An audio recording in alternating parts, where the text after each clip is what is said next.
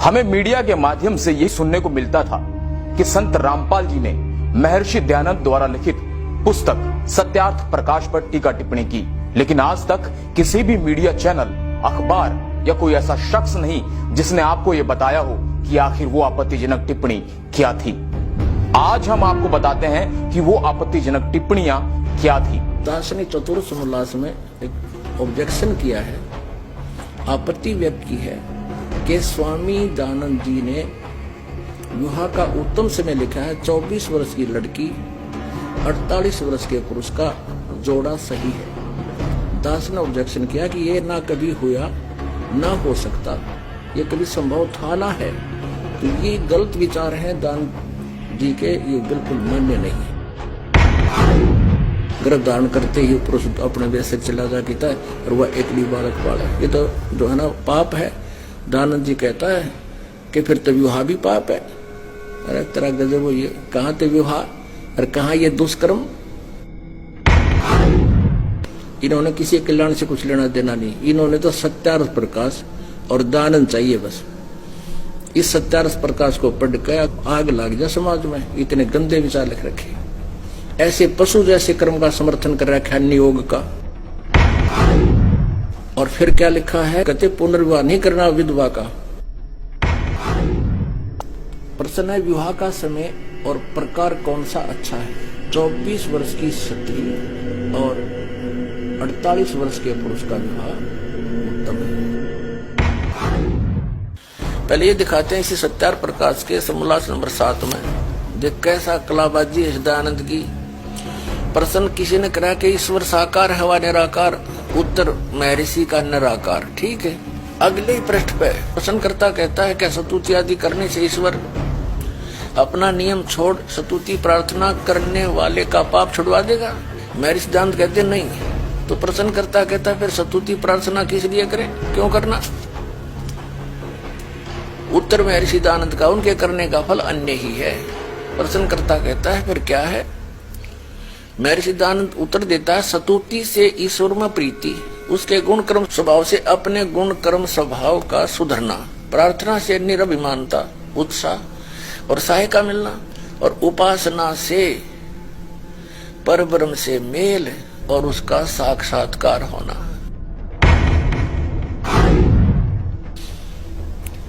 पहले पृष्ठ पे कह रहा है 156 पृष्ठ पे कह रहा भगवान निराकार है, और दूसरे पृष्ठ 155 पृष्ठ पे कह रहा है सामने ही कि उपासना से पाप तक कटे नहीं। उस पापग्रस्त प्राणी का, पापी प्राणी को भगवान का साक्षात्कार हो जाएगा, और साक्षात्कार फिर निराकार का क्या होगा। अब इसने खुद परमात्मा के ऊपर कटाक्ष कर दिया, और जिन्होंने भगवान मिला, नानक साहब जी खुद देख कर आए सतलोक परमात्मा के साथ घेर वापस आए, उसको मूर्ख बता रहा है। महर्षि दयानंद सचमुच इतना बुद्धिहीन था, न उसको वेद ज्ञान था, न उसको खगोल भगोल का ज्ञान था, और न ही वो समाज सुधारक था। ये उनकी पुस्तकों में लिखा था, दास ने पढ़ा और आपके रूबरू कर दिया। उस भागीरथ पंडित जी ने वहां उनसे प्रश्न किया कि आप हुक्का पीते हो और समाज सुधार का ठेका ले रहे हो, क्या वेदों में हुक्का पीना लिखा है। और महर्षि दयानंद कहता है क्या वेदों में हुक्का पीना निषेध है, कहीं दिखा मुझे। अरे वाह मेरे से अपनी बकवाद को आगे डालने के लिए फिर वेद हटा दिए। वेदों में कहता, वेदों में नो भी इतना लिखा मत पियो न, फिर इसका मतलब तो भी ठेका ले रहा समाज सुधार का। कबीर साहब ने पत्थर पूजा आदि का बहुत खंडन किया।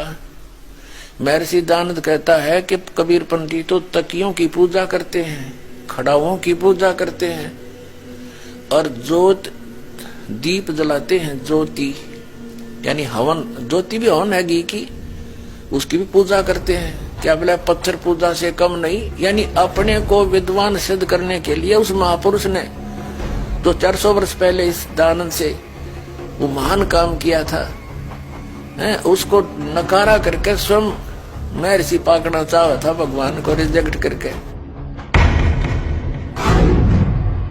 अपनात्माओं, ऐसे व्यक्ति को होए एक कौड़ी को लाल बनाकर सिर पे रख दिया, हमारे गठड़ी बांध के फिर थे उठाए।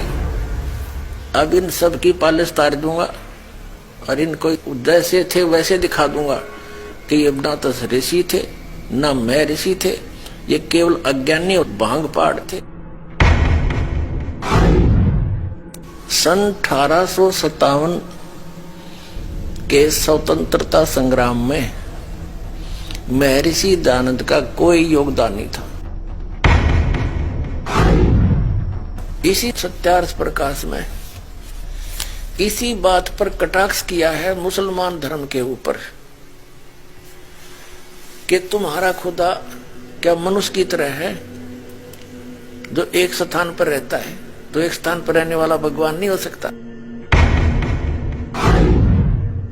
तो महर्षि दयानंद का जो अनुभव है वो उनके सत्यार्थ प्रकाश नामक पुस्तक में लिपिबद्ध है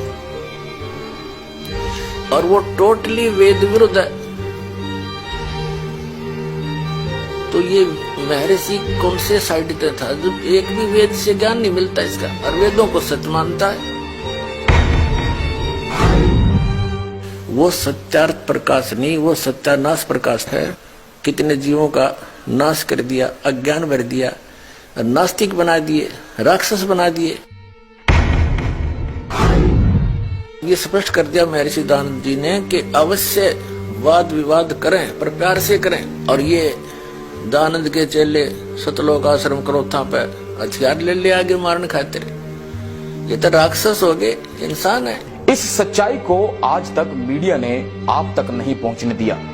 दूसरी ओर आर्य समाज के तथाकथित ठेकेदारों ने सोचा कि कहीं इस बात का समाज को ज्ञान न हो जाए कि सत्यार्थ प्रकाश में ऐसा निराधार बातें लिखी गई है जिससे इस पुस्तक के नाम पर आने वाली कमाई या रुतबा खत्म न हो जाए। इस डर से उन्होंने संत रामपाल व उनके करोथा आश्रम को तबाह करने की ठान ली और 10,000 लोगों को इकट्ठा करके सतलोक आश्रम करोथा पर हमला